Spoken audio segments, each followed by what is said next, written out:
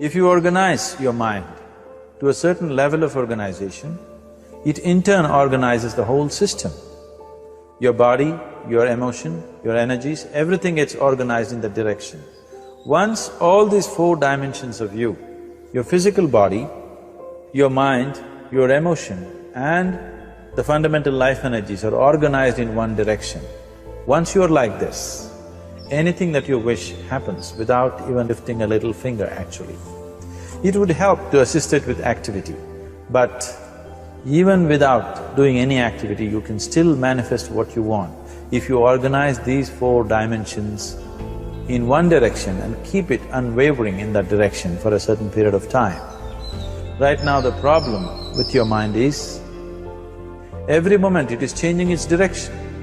It is like you want to travel somewhere and every 2 steps if you keep changing your direction, the question of you reaching the destination is very remote unless it happens by chance.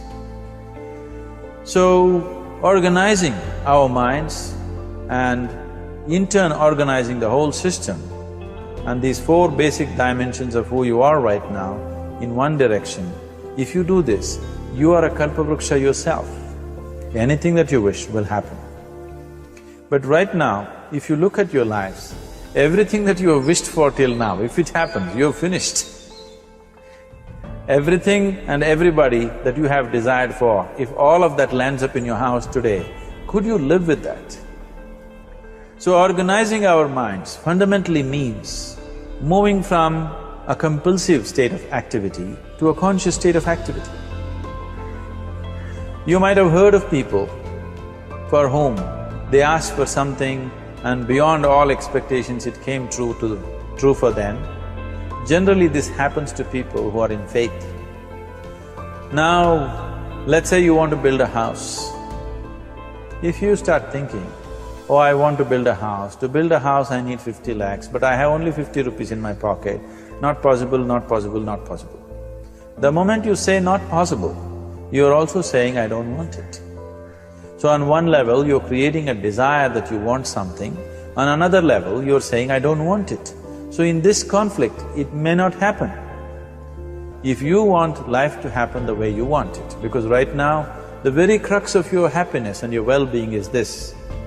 If at all if you're unhappy, the only and only reason why you're unhappy is, life is not happening the way you think it should happen. That's all it is. So if life is not happening the way you think it should happen, you're unhappy. If life happens the way you think it should happen, you are happy. It's as simple as that. So if life has to happen the way you think it should happen, first of all, how you think, with how much focus you think, how much stability is there in your thought, and how much reverberance is there in the thought process will determine whether your thought will become a reality or is it just an empty thought. Or how you do not create any impediments for your thought by creating negative thought process. Is something possible or not possible? Is destroying humanity. What is possible and not possible is not your business, it's nature's business. Your business is just to strive for what you want. You're using the past experience of life as a basis for deciding whether something is possible or not possible.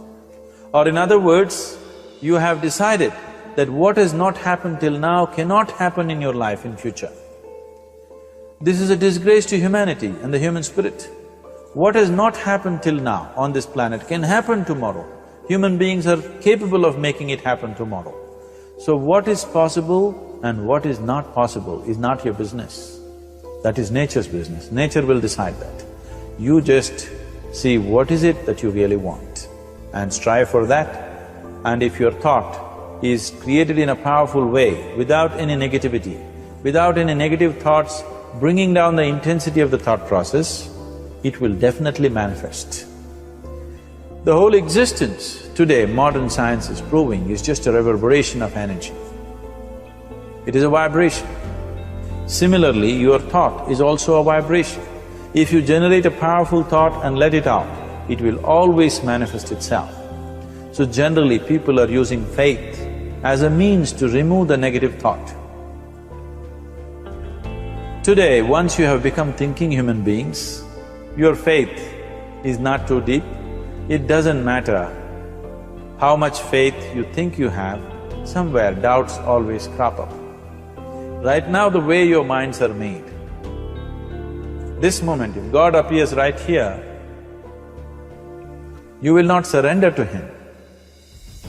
You will want an investigation whether He is really God or not.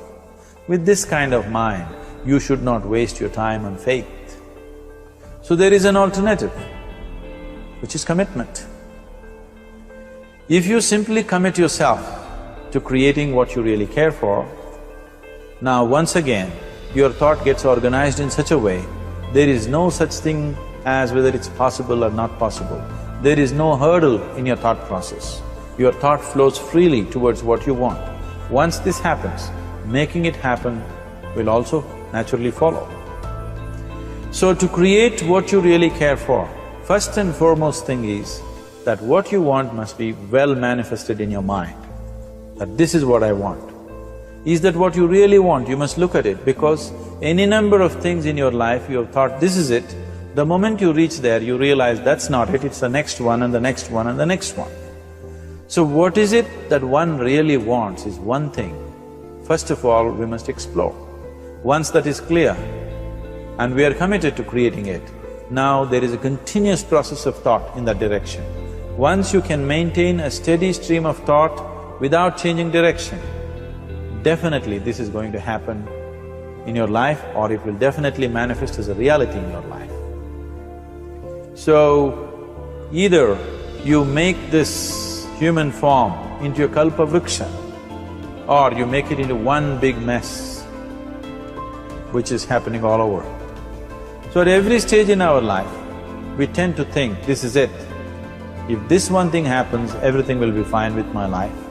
You reach there and you realize that's not it, and you postpone it to something else and something else. This is going on.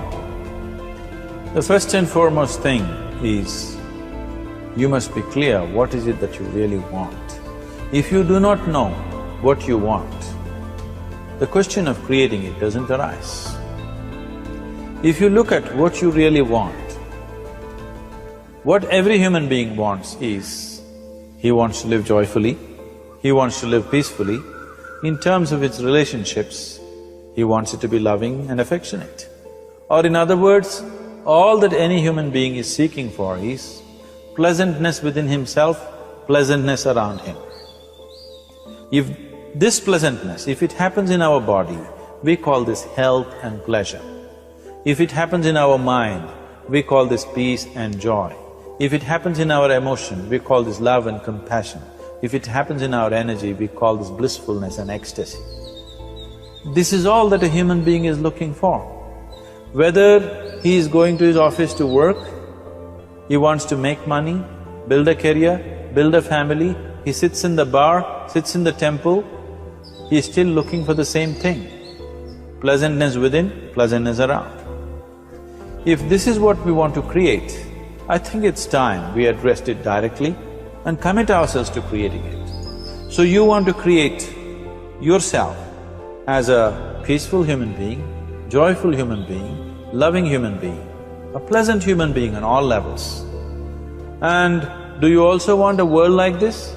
A peaceful world, a loving world, a joyful world? No, I want greenery, I want food. When we say a joyful world, that means everything that you want has happened. So this is all that you're looking for. So all that you need to do is commit yourself to creating it, to create a peaceful, joyful and loving world, both for yourself and everybody around you. Every day in the morning, if you start your day with this simple thought in your mind, that today, wherever I go, I will create a peaceful, loving and joyful world. If you fall down 100 times in the day, what does it matter? For a committed man, there is no such thing as failure. If you fall down 100 times, 100 lessons to be learned. If you commit yourself like this to creating what you really care for, now your mind gets organized. Once your mind gets organized, the way you think is the way you feel, your emotion will get organized. Once your thought and emotion is organized, your energies will get organized in the same direction. Once your thought, emotion and energies are organized, your very body will get organized. Once all these four are organized in one direction, your ability to create and manifest what you want is phenomenal. You are the creator in many ways.